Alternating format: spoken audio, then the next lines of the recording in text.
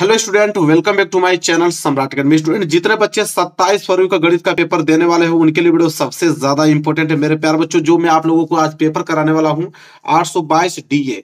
मेरे प्यार बच्चों, ये पेपर आप लोगों को 100% एग्जाम में देखने को मिलेगा 27 फरवरी को। तो वीडियो को लाइक कर देना, चैनल पर नए तो चैनल को सब्सक्राइब कर देना। मैंने शुरू से आप लोगों से कहा था कि 95% हर एक सब्जेक्ट में मुझे लाना है, तो लाना है किसी कीमत पे। अगर ये वीडियो पूरा आप सोल्यूशन देख लेते हो 70 में 70 नंबर आधे घंटे पहले पेपर करके चले आओगे, मेरा वादा है। वीडियो को लाइक कर देना। और मेरे प्यार बच्चों, पेपर कितने नंबर का पूछा जाएगा? 70 नंबर का पेपर पूछा जाएगा। उसको हल करने के लिए आपके पास समय रहेंगे 3 घंटे 15 मिनट का समय आपको दिया जाएगा इस पेपर को हल करने के लिए। देखो, यहाँ पे कुछ नोट्स दिए गए हैं जो कि आपको पढ़ना है। और नोट में पहला पॉइंट बोला है कि प्रारंभ के जो 15 मिनट होंगे परीक्षार्थियों को प्रश्न पत्र पढ़ने के लिए निर्धारित है। 15 मिनट में पेपर को पढ़ोगे और 3 घंटा पूरा का पूरा समय लोगे इस पेपर को सॉल्व करने में। पहला बोला है कि सभी प्रश्न अनिवार्य है, जितना प्रश्न करना है सभी प्रश्न करना अनिवार्य है। और इस प्रश्न पत्र के 2 खंड रहेंगे। तीसरा खंड अ, जिसमें 20 अंक के 20 बहुविकल्पीय प्रश्न रहेंगे, जिनका उत्तर आपको OMR शीट पर देना होगा। इसके बाद बोला है कि OMR शीट पर उत्तर अंकित किए जाने के पश्चात उसे काटना नहीं है, न तो इरेजर व्हाइटनर आदि का प्रयोग करके उसे मिटाना है। एक बार जो आपने रंग दिया कि ऑप्शन ए को अगर आपने रंग दिया तो रंग दिया, ये नहीं कि उसे काटना ना है, न तो व्हाइटनर और इरेजर का प्रयोग करके इसको मिटाना है। इसके बाद बोला है कि खंड ब में 50 अंक के संक्षिप्त मतलब वर्णनात्मक प्रश्न रहेंगे, जिनका सलूशन आपके कॉपी पे करना होगा। इसके बाद खंड ब में कुल 5 प्रश्न रहेंगे। बोला है कि प्रत्येक प्रश्न के प्रारंभ में स्पष्ट लिख दिया गया है कि उसके कितने खंड करना है। ठीक है। 7वां पॉइंट है कि प्रत्येक प्रश्न के अंक उनके सम्मुख अंकित है, मतलब हर एक प्रश्न के आगे बताया गया कि प्रश्न कितने नंबर का है, उसके सामने लिखा गया है। बोला है कि प्रथम प्रश्न से आरंभ कीजिए और अंत तक जाइए। उस प्रश्न पर समय नष्ट मत कीजिए जो आप हल नहीं कर सकते हैं। बिल्कुल सही कह रहा है, जो प्रश्न हम लोग हल नहीं कर सकते हैं उसमें समय नष्ट करने की कोई जरूरत नहीं है, क्योंकि 3 घंटे में ही पूरा का पूरा। देखिए, सबसे पहले यहाँ पे स्टार्ट होगा खंड अ। खंड अ में सबसे पहले आएगा बहुविकल्पीय प्रश्न। ठीक है, सबसे पहले हम लोग बहुविकल्पीय प्रश्न करेंगे। और उसमें देखिए, पहला प्रश्न क्या हमसे पूछा है कि यदि 65 और 117 के एचसीएफ को अगर हम 65m-117 के रूप में व्यक्त किया जाए तो m का मान होगा। ठीक है। अब देखो, ये प्रश्न बहुत ही ज्यादा सिंपल, मैं आपको इसका तरीका बताता हूं। जब आपको बोल दिया है कि 65 और 117 का एचसीएफ इतना के रूप में व्यक्त किया जा सकता है, मतलब 65 और 117 का एचसीएफ इसके बराबर होगा, और इसके बाद m का मान ज्ञात करो। तो सिंपल आपको करना क्या है, यहाँ पे कि जो 65 दिया हुआ है और यहाँ पे 117 दिया हुआ है, इसका आप एचसीएफ निकालोगे। एचसीएफ निकालने का तरीका आपको मालूम होगा। जैसे 65 को पहले हम अभाज्य गुणनखंड के रूप में तोड़ेंगे। 65 को हम लोग क्या लिख सकते हैं, तो 13 5 65, इसको हम लिख सकते हैं 5 × 13। ठीक है। इसके बाद दिया हुआ है 117। 117 का जब हम एचसीएफ निकालेंगे, 117 का जब हम अभाज्य गुणनखंड करेंगे तो क्या आएगा आपका, 3 3 9 और 13 9 117। ठीक है, 13 बार में तो 3 × 13, 3 × 3 × 13 17। 117 को हम इसी तरह रूप में लिख सकते हैं। इसके बाद देखो, इतना काम हो जा रहा है ना। अब सिंपल देखो, एचसीएफ कैसे निकालते हो, जो दोनों में कॉमन हो। तो 13 इसमें भी है, 13 इसमें भी है, तो 13 कॉमन मिल रहा है। इसका मतलब एचसीएफ जो होगा मेरे प्यारों बच्चों कितना हो गया, 13 हो गया। जब एचसीएफ आपको मालूम चल गया 13 होगा, तो यही 13 जो है वो 65m-117 के बराबर होगा। अब नीचे आप क्या करोगे यहाँ पे कि 65m और -117 जो है वो किसके बराबर हो जाएगा, 13 के बराबर हो जाएगा। और यहां से जब आप निकालोगे 65m बराबर, तो 65m बराबर क्या हो जाएगा आपका, 13, और -117 उधर जाएगा तो +117 आ जाएगा। तो इधर हो जाएगा आपका 65m बराबर 13 और 117 मिला के 130 होता है। और यहां से जब m का वैल्यू हम निकालेंगे तो 130 और 65 गुणा में उधर जाएगा तो 65 भाग में हो जाएगा। तो 65 दूनी के 130, m बराबर कितना आ गया, 2। और वही m का वैल्यू हमसे पूछा था, तो m बराबर 2 आ गया। देखते हैं ऑप्शन में दिया है, देना चाहिए m बराबर 2, मतलब बी वाला ऑप्शन। देखो, बी वाला ऑप्शन बिल्कुल राइट आंसर हो जाएगा, पहले का बी। क्लियर है, कोई डाउट आप लोगों को बिल्कुल नहीं होना चाहिए मेरे प्यारे बच्चों। आगे देखते हैं अगला प्रश्न नंबर दूसरा। देखो क्या है कि निम्न में से कौन सा बहुपद नहीं है। तो बहुपद मेरे प्यारे बच्चों कौन नहीं इसमें से है, तो इसमें x स्क्वायर, x की 2 घात है, वो भी धनात्मक है, ये तो बहुपद है। ये भी x स्क्वायर, इसमें भी x की 2 घात है, ये भी बहुपद है। इसमें भी x स्क्वायर दिया हुआ है, ये भी बहुपद है। बच गया यह, अब इसको हमें हल करना पड़ेगा। ठीक है, इसको हम लोग कैसे लिख सकते हैं, देखो दिया क्या है, x + 3/x। तो यहाँ पे कुछ नहीं, तो नीचे 1 मान लो, एलसीएम कितना हो जाएगा, x। ठीक है, तो x में x गुणा होगा तो x स्क्वायर और प्लस x से x कैंसिल हो गया, बच गया 3। ठीक है, तो ये हो गया आप लोगों का x स्क्वायर और +3, और बटे में क्या हो गया मेरे प्यारों, x हो गया।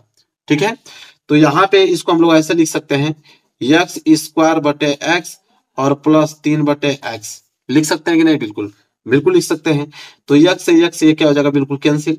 ठीक है, तो बच जाएगा आपका यक्स और प्लस 3 बटे एक्स। लेकिन इतना याद रखना कि जो नीचे होता है मेरे प्यारे बच्चों, तो आपका प्लस घात होता है, जब ऊपर जाएगा तो यक्स का माइनस घात हो जाएगा। तो यक्स का माइनस घात है इसलिए ऋणात्मक है, इसलिए बहुपद नहीं है। ठीक है, इसलिए डी वाला ऑप्शन मेरे प्यारे बच्चों बिल्कुल राइट आंसर हो जाएगा, डी वाला, क्योंकि यहाँ पे यक्स की जो घात है वो ऋणात्मक है। तो डी वाला जो है वो राइट आंसर हो जाएगा। चलिए, क्लियर हो गया आप लोगों को। आगे देख लेते हैं तीसरा प्रश्न। देखो क्या है तीसरा प्रश्न है मेरे प्यारे बच्चों कि 2x प्लस 3y बराबर 18 और x माइनस 2y बराबर 2 को हल करने पर हमें प्राप्त होगा। देखो ये भी प्रश्न बहुत ही ज्यादा सिंपल है, आपको कुछ करने की जरूरत नहीं है इसमें। आपको दो समीकरण दिया हुआ है, एक आपको दिया है 2x प्लस 3y बराबर 18 दिया हुआ है। ठीक है, समीकरण पहला है। और एक आपको दिया है मेरे प्यारे बच्चों x माइनस 2y बराबर 2 दिया हुआ है, ये समीकरण दूसरा है। ये समीकरण पहला है और ये समीकरण दूसरा है। इसमें से कोई ना कोई एक वैल्यू बराबर होना चाहिए। जैसे 2x है, यहाँ पे x है, अगर समीकरण 2 में अगर मैं 2 को गुणा कर देता हूं तो ये भी 2x हो जाएगा। बिल्कुल, तो समीकरण 2 में 2 का गुणा करोगे तो क्या हो जाएगा? 2x और माइनस 2 दूनी के 4y बराबर 2 दूनी के 4। अब यह नया समीकरण बनके तैयार हो गया जिसका नाम हम 3 रख देते हैं। अब समीकरण 1 और समीकरण 3 देखो। अब समीकरण 1 में से समीकरण 3 घटा दो, तो यहाँ पे आपको लिखना पड़ेगा कि समीकरण 1 में से हम घटाने जा रहे हैं समीकरण तीसरा। तो समीकरण 1 में से समीकरण तीसरा हम घटा देते हैं। तो समीकरण 1 हमारे पास है 2x और प्लस के 3y बराबर के 18, और इसमें से तीसरा घटाना है, मतलब कि 2x और माइनस के 4y बराबर 4 घटाना है। तब घटाएंगे तो प्लस है तो माइनस, माइनस है तो प्लस है, ये भी प्लस है तो माइनस। तो यहाँ पे देखो plus 2x minus 2x cancel हो गया, और यहाँ पे प्लस 4y प्लस 3y मिलकर हो जाएगा 7y बराबर, और 18 में से 4 जाएगा तो 14। ठीक है, अब यहां से मैं y निकालूं तो y बराबर क्या आ जाएगा? 14 बटे में 7। अब कटा दो, 7 दूनी के 14, तो y बराबर क्या आ गया? 2। अब y बराबर यहाँ पे 2 आ गया। अब y का मान किसी भी समीकरण में रख दो, समीकरण पहला में रख दो या समीकरण तीसरा में। तो यहाँ हम y बराबर 2 का मान हम समीकरण पहला में रख देते हैं। y बराबर 2 का मान किसमें? समीकरण पहला में रख देंगे तो हमें x का वैल्यू मालूम चल जाएगा समीकरण पहला में रखने पर। समीकरण पहला हमारे पास क्या है? 2x और प्लस के क्या है? 3y बराबर के 18 है। तो जहां पे भी y आएगा वहां पे हम 2 रखेंगे, तो ये हो जाएगा 2x और प्लस 3 गुणे y आ गया तो y की वैल्यू 2 रख लो, बराबर इधर हो गया 18। ये हो जाएगा आपका 2x और प्लस 2 3 6 बराबर इधर हो गया 18 आपका। इसके बाद क्या करोगे? ये हो गया 2x बराबर 18 प्लस 6 उधर जाएगा तो माइनस के 6, तो 2x बराबर 18 में से 6 जाएगा तो बच जाएगा 12। और यहां से जब हम x की वैल्यू निकाल देंगे तो ये हो जाएगा 12 बटे के 2, कटा दोगे तो x बराबर 2 6 12, x बराबर क्या गया? 6। अब x बराबर 6 y बराबर 2, x बराबर 6 y बराबर 2, मतलब मेरे प्यारों जो बी वाला ऑप्शन बिल्कुल राइट आंसर हो जाएगा। देखो दिया है, बिल्कुल देगा। ठीक है, क्लियर है? किसी को डाउट नहीं होना चाहिए। आगे देखो अगला प्रश्न मेरे प्यारे बच्चों, अगला प्रश्न नंबर 4 क्या है? देखो प्रश्न नंबर 4 है कि समीकरण 5x square minus 3x plus 2 बराबर 0 के मूलों का योग होगा। देखो इसे कैसे लगाएंगे? अब यहाँ पे समीकरण दे दिया है, मूलों का योग पूछा है। सबसे पहले मेरे प्यारे बच्चों यहाँ पे ए बी सी के वैल्यू ज्ञात करो। जैसे दिया आपको 5x स्क्वायर माइनस के 3x प्लस 2 बराबर 0 दिया है ना, तो यहाँ ए बराबर क्या होगा? ए बराबर 5, बी बराबर माइनस के 3 आ जाएगा और सी बराबर 2 आ जाएगा। इतना तो जानते ही हो आप। ठीक है, अब मूलों का योग ज्ञात करना मेरे प्यारे बच्चों, तो आपको फार्मूला ज्ञात होना चाहिए। ठीक है, फार्मूला याद रहेगा तो आप आराम से हल कर पाओगे। तो देखो मूलों का योग का एक फार्मूला चलता है, मूलों का योग का मतलब कि अल्फा प्लस बीटा। तो अल्फा प्लस बीटा बराबर फार्मूला होता है मेरे प्यारे बच्चों कि माइनस यहाँ पे लगाया जाता है, सूत्र में ही माइनस होता है, माइनस यक्स का गुणांक। क्या होता है? माइनस यक्स का गुणांक और बटे में यक्स स्क्वायर का गुणांक, बटे में यक्स स्क्वायर का गुणांक होता है। यह फार्मूला होता है। अब यहाँ पे आप ही देखो माइनस लगाया तो माइनस, तो फार्मूला में तो माइनस लगा दो। यक्स का गुणांक, यहाँ पे यक्स गुणांक क्या है? माइनस के 3, तो माइनस के 3 और बटे यक्स स्क्वायर का गुणांक यहाँ पे क्या है? 5 है। देखो यक्स स्क्वायर गुणांक क्या है? 5। तो ये हो जाएगा माइनस माइनस प्लस 3 और नीचे 5, मतलब 3/5 यहाँ पे जो होगा वो मूलों का योग होगा। 3/5 देखिए आंसर में दिया है, तो 3/5 मतलब पहला वाला ऑप्शन बिल्कुल राइट आंसर हो जाएगा। क्लियर है? किसी को डाउट नहीं होना चाहिए। चलिए आगे बढ़ते हैं। ये क्लियर हो गया आप लोगों को, फॉर्मूला याद होना चाहिए आप लोगों को।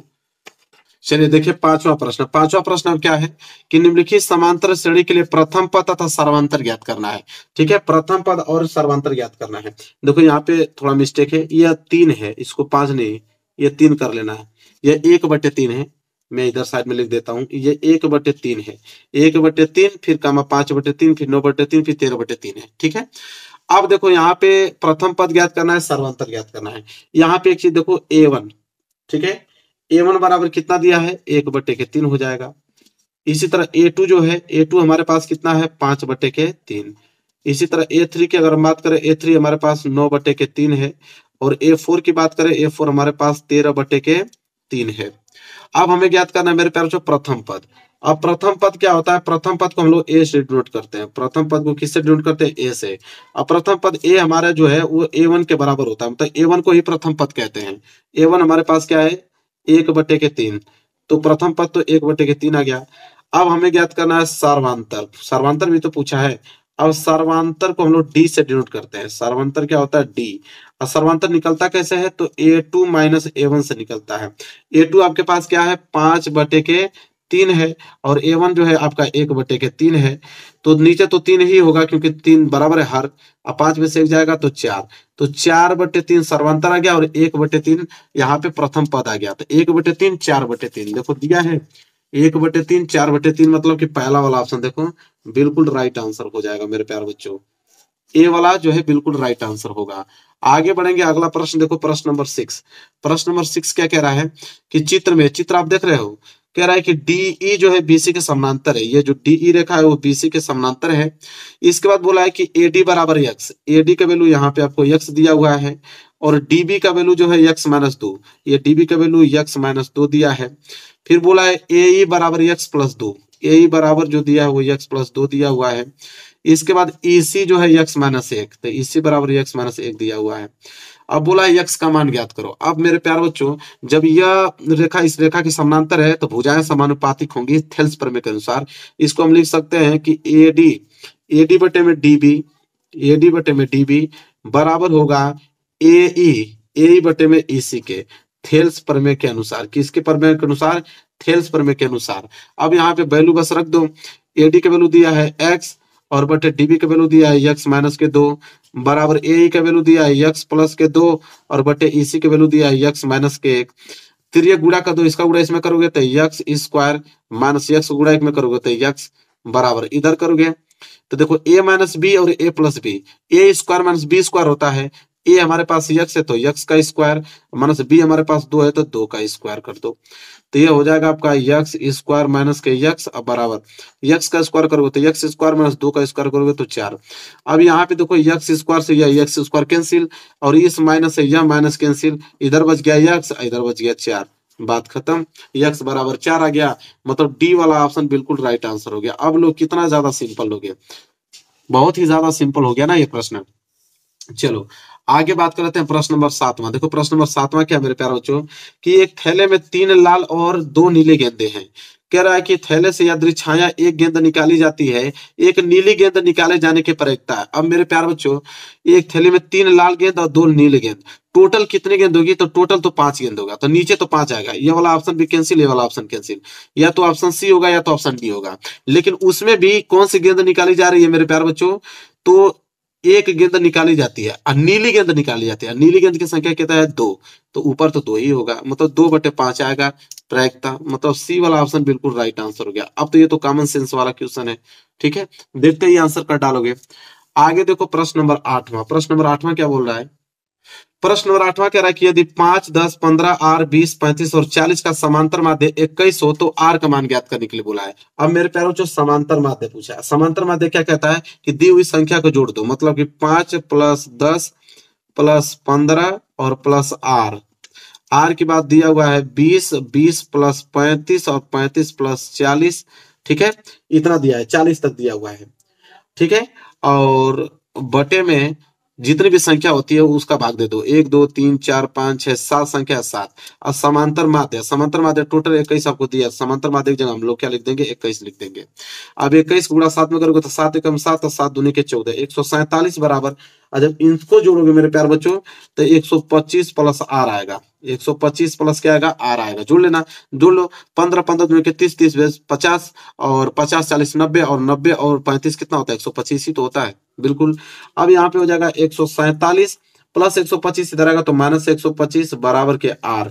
अब 147 में से 125 अगर हम घटा दें तो कितना बच जाएगा, 5 2 7 22 बच जाएगा। तो आर बराबर कितना आ गया, 22। और यही आर का वैल्यू पूछा था, तो आर बराबर 22, मतलब बी वाला ऑप्शन बिल्कुल राइट आंसर होगा। देखो बी वाला जो है बिल्कुल करेक्ट आंसर हो जाएगा। चलिए आगे बढ़ते हैं, प्रश्न नंबर 8वां देखते हैं। अरे 8वां ही प्रश्न तो था, 9 प्रश्न देखते हैं। चलिए आगे देखते हैं, अगला प्रश्न नंबर 9 है। क्या है कि एक लंबवृत्तीय बेलन के आधार पर क्षेत्रफल 9 पाई सेंटीमीटर स्क्वायर है, तो उसके आधार का व्यास क्या होगा। अब लंबवृत्तीय बेलन है, मैं एक छोटा सा बेलन बनाता हूं, ठीक है। अब देखो यह आपका बेलन है। अब बेलन में मेरे प्यारे बच्चों बोला है यहाँ पे कि एक लंबवृत्तीय बेलन के आधार पर क्षेत्रफल, ये जो पूरा का पूरा आधार का क्षेत्रफल है, तो आधार इसका कैसा है, वृत्ताकार। तो वृत्त का क्षेत्रफल दिया है 9 पाई दिया हुआ है, ठीक है, सेंटीमीटर स्क्वायर। कह रहा उसके आधार का व्यास बताइए। व्यास मतलब यहां से लेके यहां तक व्यास पूछा है। तो वृत्त का क्षेत्रफल दिया है, ठीक है, वृत्त का क्षेत्रफल मेरे प्यारे बच्चों दिया है, तो क्या होता है यहाँ पे वृत्त का क्षेत्रफल पाई आर स्क्वायर, जो कि दिया है हमको 9 पाई, ठीक है, कितना दिया है, 9 पाई दिया हुआ है। तो वृत्त का क्षेत्रफल 9 पाई के बराबर कर दिया, पाई से पाई यहाँ पे कैंसिल, आर स्क्वायर बराबर आ गया 9। अगर मैं आर निकालूं तो आर बराबर आ जाएगा 3 सेंटीमीटर आर आ गया। लेकिन आर से हमको मतलब है नहीं, त्रिज्या हमको नहीं, हमें व्यास चाहिए। और व्यास जो होता है मेरे प्यारे बच्चों वो त्रिज्या की दुगनी होती है। तो डी बराबर 2r, तो डी इंटू 2, 2 गुणे आर, आर का वैल्यू कितना है 3, तो डी बराबर कितना आ जाएगा, 6 आ जाएगा, क्योंकि त्रिज्या का दुगना होता है। तो त्रिज्या अगर हमारा 3 है तो व्यास 6 होगा, और क्या, व्यास ही पूछा था 6, मतलब ऑप्शन नंबर डी जो है बिल्कुल राइट आंसर हो जाएगा क्वेश्चन नंबर 9 के लिए। आगे बढ़ेंगे, अगला प्रश्न देख लो, प्रश्न नंबर 10वां। प्रश्न नंबर 10वां बढ़िया प्रश्न है। देखिए क्या बोला है यहाँ पे कि किसी पेड़ की छाया उसकी लंबाई से करनी में 3 गुनी है और सूर्य का उन्नयन कोण का मान होगा, ठीक है। देखो कैसे इसको लगाएंगे, सिंपल प्रश्न है। तो कह रहा है किसी पेड़ की छाया उसकी ऊंचाई से करनी में 3 गुनी है, तो सूर्य का उन्नयन कोण पूछा है। अब यहाँ पे हम एक चित्र बना लेते हैं। तो मैं यहाँ पे एक पहले चित्र बना लेता हूँ, जैसे यह जमीन है और यह पेड़ में बना लेता हूँ, ठीक है, और यह सूर्य का मैं उन्नयन कोण बना लेता हूँ और ये इसकी छाया है। अभी बताता हूँ, देखो सबसे पहले इसका नाम रखो, ए रख दो, इसका बी नाम रख दो, इसका सी नाम रख दो। अब यहाँ पे देखो, यहाँ पे बीसी जो है पेड़ है, ये बीसी को आप पेड़ मानो, तो बीसी पेड़ है, तो ए भी क्या हो जाएगी, छाया हो जाएगी, ए भी क्या हो जाएगी, छाया। और ए वाला जो है वो सूर्य का उन्नयन कोण हो जाएगा, इसको हमने थीटा मान लिया और यही पूछा है हमसे, ठीक है। अब देखो कैसे निकालेंगे। तो बीसी, बीसी हमको मालूम है, तो बीसी को हमने एक्स मान लिया, ठीक है। कि इसलिए एक्स मानेंगे कि बोला किसी पेड़ की छाया उसकी ऊंचाई से करनी में 3 गुनी है। तो अगर पेड़ पेड़ अगर यक्स है तो छाया क्या होगा इसका, तो छाया इसका जो होगा मेरे प्यारे बच्चों, यक्स करनी में 3 होगा, क्योंकि उसका करनी में 3 गुना है, तो यक्स करनी में 3 कर दिया हमने, तो छाया उसका 3 गुना हमने कर दिया, ठीक है। अब देखो करनी में 3 गुना कर दिया। अब यहाँ पे थीटा का वैल्यू हमसे पूछा है, तो वही हम लगाएंगे टेन थीटा, ठीक है। लंब बटे आधार, लंब दिया है, आधार दिया, टेन थीटा। तो यहाँ पे टेन थीटा बराबर लंब बटे आधार, लंब हमारे पास बीसी है, आधार की अगर हम बात करें तो आधार हमारे पास ए बी है। तो यहाँ पे हो जाएगा 10 और थीटा की वैल्यू हमको ज्ञात करना है, बीसी की वैल्यू यक्स और ए बी की वैल्यू दिया है हमको यक्स करनी में 3, तो यक्स से यक्स कैंसिल। तो यहाँ हो जाएगा 10 थीटा बराबर ऊपर हो गया 1 और नीचे हो गया करनी में 3। तो ये हो जाएगा मेरे प्यार बच्चों 10 थीटा बराबर 1 बटे करनी में 3 को हम क्या लिख सकते हैं, तो हम इसको 10 30 अंश लिख सकते हैं, क्योंकि 10 30 अंश का वैल्यू ही 1 बटे करनी में 3 होता है। तो यहाँ से 10 से 10 क्या हो जाएगा, कैंसिल, और बच जाएगा थीटा बराबर 30 अंश, यही सूर्य का क्या हो जाएगा, उन्नयन कोण हो जाएगा। देखो ऑप्शन में दिया है, देना चाहिए, तो 30 अंश मेरे प्यार बच्चों पहला वाला ऑप्शन देखो बिल्कुल राइट आंसर हो जाएगा, पहला वाला ऑप्शन बिल्कुल करेक्ट आंसर हो जाएगा 30 अंश। चलिए अगला प्रश्न देखते हैं, प्रश्न नंबर 11वां। देखो प्रश्न नंबर 11वां में सिर्फ वैल्यू आपको मालूम रहेगा तो काम बन जाएगा, वैल्यू बस पुटअप करना है। देखो वैल्यू क्या है, बोला है कि 2 tan² 45 अंश प्लस cos² 30 अंश माइनस sin² 60 अंश का मान होगा। अब देखो 2 इंटू 10 45 अंश, और 10 45 अंश का वैल्यू कितना होता है मेरे, तो देखिए 2 लिख दिया, गुड़े 10 45 अंश का वैल्यू 1 था, 1 का स्क्वायर हमने कर दिया। इसी तरह cos 30 अंश, तो cos 30 अंश का वैल्यू होता है करड़ी में 3/2, तो इसको हम लोग देंगे करड़ी में 3/2 और इसका क्या कर देंगे स्क्वायर, माइनस साइन 60 अंश, साइन 60 अंश का वैल्यू भी उतना ही सेम होता है, करड़ी में 3/2 ही होता है, इसको लिखेंगे, इसका स्क्वायर कर देंगे। अब एक चीज नोटिस करो, प्लस करड़ी में 3/2 का स्क्वायर माइनस करड़ी में 3/2 का स्क्वायर पूरा का पूरा कैंसिल कर दो, इधर बच जाएगा 2 गुणे 1 का स्क्वायर 1, तो 2 एकम 2, बात खत्म। देखो कितना जल्दी आंसर आ गया, कितना आ गया 2 आंसर आ गया। 2 मतलब मेरे प्यारों जो बी वाला ऑप्शन बिल्कुल राइट आंसर हो जाएगा, इसका बी वाला ऑप्शन बिल्कुल करेक्ट आंसर हो जाएगा। क्लियर है, कोई डाउट नहीं होना चाहिए। आगे देखते हैं अगला प्रश्न, देखो प्रश्न नंबर 12 में, देखो प्रश्न नंबर 12 क्या है, प्रश्न नंबर 12 दिया है कि बिंदुओं x, y और माइनस x, माइनस y के बीच की दूरी होगी।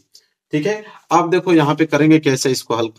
दो बिंदु दिया है, एक बिंदु यह है, एक बिंदु यह मान लेते हैं, इस बिंदु को a मान लेते हैं, इस बिंदु को b मान लेते हैं। अब a का निर्देशांक आपको दिया है x, के y, और a का निर्देशांक आपको दिया है माइनस x, के माइनस y दिया हुआ है, और पूछ रहा है कि दो बिंदुओं के बीच की दूरी बताओ, मतलब ए बी के बीच की दूरी पूछा है।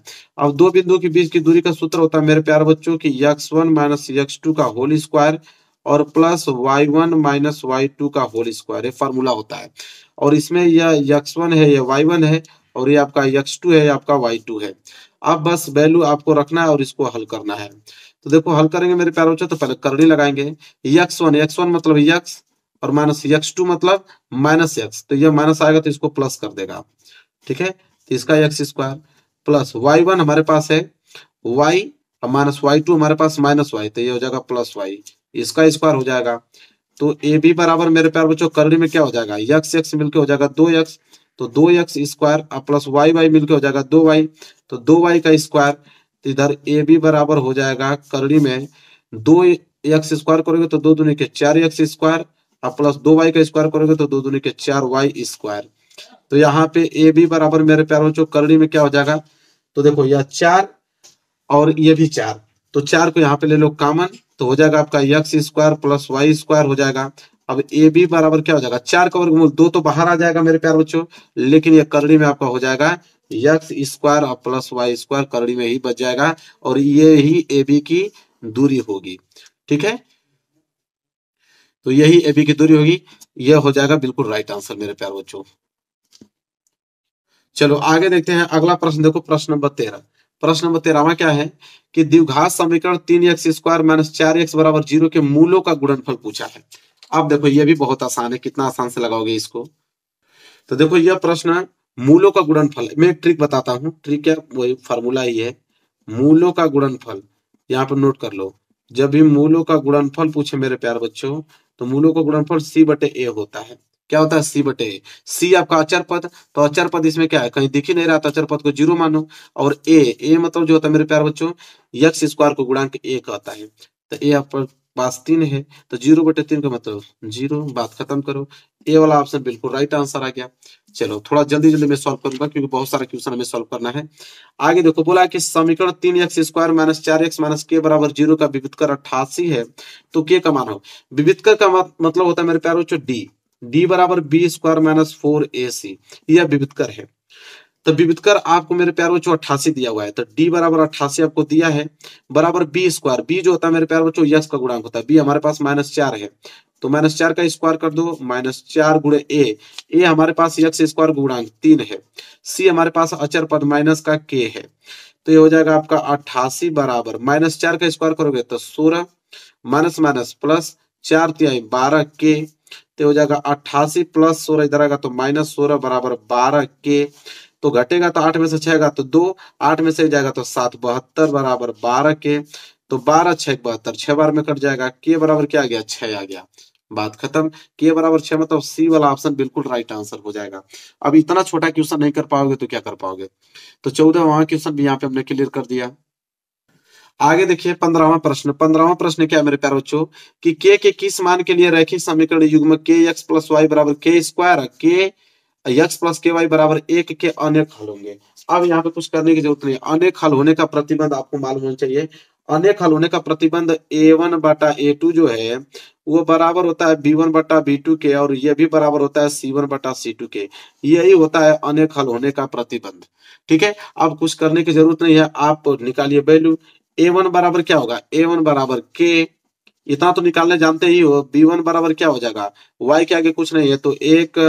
C1 बराबर क्या होगा, C1 बराबर K स्क्वायर निकल जाएगा। इसी तरह नीचे A2 निकालो, A2 बराबर इस समीकरण से एक आएगा यहाँ से। B2 बराबर B2 क्या है, B2 बराबर K। इसी तरह C2 बराबर क्या आ जाएगा, C2 बराबर एक। अब वैल्यू निकल गया ना, अब वैल्यू पुटअप कर दो, A1 बटे A2, A1 का वैल्यू K और A2 का वैल्यू एक बराबर B1, B1 का वैल्यू एक और B2 का वैल्यू K। अब इतना सही चाहोगे तो हल कर दोगे। K में K का गुणा करोगे तो K स्क्वायर बराबर एक में एक का गुणा करोगे तो एक। यहाँ से K निकालोगे, ये वर्ग है तो उधर जाएगा तो वर्गमूल में हो जाएगा। तो K बराबर क्या हो जाएगा, वर्गमूल हमेशा प्लस और माइनस में निकलता है, तो K बराबर प्लस माइनस एक आ जाएगा, बात खत्म। प्लस माइनस एक मतलब पहला वाला ऑप्शन बिल्कुल राइट आंसर हो गया। अब इतना ज्यादा समय नष्ट करने की जरूरत नहीं है, इतना तेजी से करो, ये सारे क्वेश्चन आपको आते हैं। अब 16वां प्रश्न देखो, समांतर श्रेणी दिया हुआ है, सर्वांतर पूछा है। सर्वांतर क्या होता है, A2 माइनस A1। A2 आपके पास है एक और A1 आपके पास है तीन, घटा दोगे तो माइनस दो आएगा, और यही सर्वांतर होता है। मतलब सी वाला ऑप्शन बिल्कुल राइट आंसर हो जाएगा। अब बताओ, इसमें समय आपको गंवाने की बिल्कुल जरूरत नहीं है। अगला प्रश्न देखो 17वां क्या है। 17वां देखो, त्रिकोणमिति का क्वेश्चन, बहुत अच्छा प्रश्न आ गया कि cos थीटा बराबर a बटे बी, तो टेन थीटा का वैल्यू पूछा है। देखो मेरे प्यारे बच्चों, करना क्या है यहाँ पे मैं आपको बताता हूँ। यहाँ पे आपको दिया है cos थीटा बराबर a बटे के बी, दिया है कि नहीं। चलो, एक फार्मूला होता है मेरे प्यारे बच्चों साइन थीटा का। साइन थीटा बराबर फार्मूला होता है मेरे प्यारे बच्चों करनी में 1 माइनस कास स्क्वायर थीटा, यह फार्मूला चलता है साइन थीटा बराबर। ठीक है, अब करने की क्या जरूरत है यहाँ पे कि यहाँ वैल्यू रख दो, करनी में 1 माइनस कास स्क्वायर थीटा, कास का वैल्यू है a बटे बी, इसका आप कर दो क्या स्क्वायर। जब इसका स्क्वायर कर दोगे तो करनी में पूरा क्या आ जाएगा 1 माइनस ए स्क्वायर और बटे में बी स्क्वायर, यही आएगा। अब यहां से जब वैल्यू निकालोगे तो यहाँ पे बी स्क्वायर गुणा एक में होगा तो बी स्क्वायर और माइनस ए स्क्वायर और नीचे आपका बी स्क्वायर। अब यहां से क्या होगा मेरे प्यारे बच्चों कि बी स्क्वायर माइनस ए स्क्वायर बटे में बी स्क्वायर का वर्गमूल होगा तो सिर्फ बी ही बचेगा, तो यहाँ पे क्या आ गया, बी आ गया। तो यहाँ पे मेरे प्यारे बच्चों साइन थीटा, ये किसके बराबर आ रहा है, सब साइन थीटा। यहाँ पे भी आपका साइन थीटा ही है, इधर भी आपका साइन थीटा ही है, ये भी आपका साइन थीटा ही है। तो साइन थीटा का वैल्यू मेरे प्यारे बच्चों इतना आ गया। ठीक है, साइन थीटा। और कॉस थीटा का वैल्यू शुरू में आपको ये चीज दिया ही है। पूछ रहा है टेन थीटा, तो टेन थीटा बराबर फार्मूला चलता है, टेन थीटा बराबर फार्मूला होता है मेरे प्यारे बच्चों साइन थीटा बटे में कॉस थीटा। तो साइन थीटा का वैल्यू आपको दिया ही है, करनी में बी स्क्वायर माइनस ए स्क्वायर बटे में बी, और बटे में, बटे का मतलब भाग होता है, भाग को हम गुणा में चेंज कर देंगे। कॉस थीटा का वैल्यू है ए बटे बी, जब गुणा में चेंज करेंगे तो बी ऊपर चला जाएगा, ए नीचे आ जाएगा। इतनी जानकारी तो आपको भी होगी। ठीक है, तो अब क्या होगा मेरे प्यारे बच्चों, बी से बी हो गया कैंसिल, तो करनी में ऊपर बच गया बी स्क्वायर माइनस ए स्क्वायर और नीचे बच गया आप लोगों का सिर्फ ए। ठीक है, यही हो जाएगा बिल्कुल मेरे प्यारे बच्चों राइट आंसर। ठीक है, ये क्या हो गया, आपका आंसर हो गया, बात खत्म। चलो अगला प्रश्न देखते हैं। अगला प्रश्न देखिए, प्रश्न नंबर 18। प्रश्न नंबर 18 क्या बोला है कि प्रथम 10 अभाजक पूर्णांकों की माध्यिका होगी। तो प्रथम 10 अभाजक पूर्णांकों की अगर माध्यिका अगर हम बात करें तो पहले 10 अभाजक पूर्णांक बताओ कौन कौन से हैं। तो आपके पहले कौन है, 2, फिर 3, फिर 5, फिर 7, फिर 11, फिर 13, 13 के बाद आपका 17, 17 के बाद 19, 19 के बाद आपका आ जाएगा 23, 23 के बाद 29। यही प्रथम 10 अभाज्य पूर्णांक है, इसका हमें माध्यिका ज्ञात करना है। तो n बराबर टोटल संख्या कितनी है, 10, और 10 जो होती है सम संख्या कहलाता है। तो 10 अगर सम संख्या है, तो अगर कोई भी संख्या सम है और उसका आपको निकालना है माध्यिका, तो माध्यिका निकालना है तो उसका फॉर्मूला होता है मेरे प्यारे बच्चों की n बटे टूवा पद, n बटे टूवा पद और प्लस n बटे 2 प्लस 1वां पद। ठीक है, इसके बाद पूरे के पूरे बटे में 2 होता है। अब n हमारे पास 10 है, 10 में 2 का भाग दोगे तब 5वां पद आ जाएगा। ठीक है, और प्लस ये हो जाएगा 10 बटे 2 का मतलब 5 और 5 एक 6, तो 6वां पद और बटे में आपका क्या आ जाएगा, 2 आ जाएगा। तो 5वां पद और 6वां पद, 5वां पद क्या है 1 2 3 4 5, 5वां पद 11, 6वां पद 13, तो 11 और प्लस 13 और बटे में 2, तो हो जाएगा आपका 24, 24 बटे में 2 मतलब 12, माध्यिका जो आएगी मेरे प्यारे बच्चों 12 आ जाएगी, बात खत्म। अब लो बी वाला ऑप्शन बिल्कुल राइट आंसर हो जाएगा। आगे मेरे प्यारे बच्चों देखिए, आगे है आप लोगों का कि यदि द्विघात समीकरण इतना का एक मूल -2 है तो पी का मान, मूल आपको दिया है, मूल मतलब एक्स का वैल्यू आपको दिया है -2, तो जहां पे भी एक्स आएगा वहां पे 2 रख लो, बात खत्म। तो यहाँ पे दिया है एक्स स्क्वायर, एक्स मतलब कि -2 का स्क्वायर, फिर प्लस 2 गुणे एक्स, एक्स मतलब -2 और माइनस पी बराबर 0। तो -2 का स्क्वायर करोगे तो 4, प्लस गुणा माइनस में करोगे तो -2 दूनी के 4, फिर माइनस पी बराबर 0। एक चीज देखो, -4 और +4 कैंसिल, तो माइनस पी बराबर 0 मतलब पी बराबर 0, बात खत्म। पी बराबर 0 का मतलब बी वाला ऑप्शन बिल्कुल राइट आंसर हो जाएगा। तो 19 का बी। आगे देखो, यहाँ पे 20वां प्रश्न, निम्नलिखित में से कौन सा केंद्रीय प्रवृत्ति के माप नहीं है? तो केंद्र प्रवृत्ति के माप कौन नहीं है? माध्य होता ही है, बहुलक भी होता है, माध्यिका भी होता है, मानक विचलन नहीं है मेरे प्यारों बच्चों। डी वाला ऑप्शन बिल्कुल राइट आंसर हो जाएगा। तो मेरे प्यारों बच्चों इस वीडियो में मैंने खंड अ करा दिया है, अगली वीडियो में खंड ब करा दूंगा, चाहे टोटल आप लोगों का 70 में 70 नंबर क्लियर हो पाए। ये सारे क्वेश्चन को तैयार कर लेना है, वीडियो को लाइक कर देना, चैनल पे ना तो चैनल को जरूर सब्सक्राइब कर लेना। मिलेंगे एक प्यारे से नेक्स्ट वीडियो में, तब तक के लिए धन्यवाद।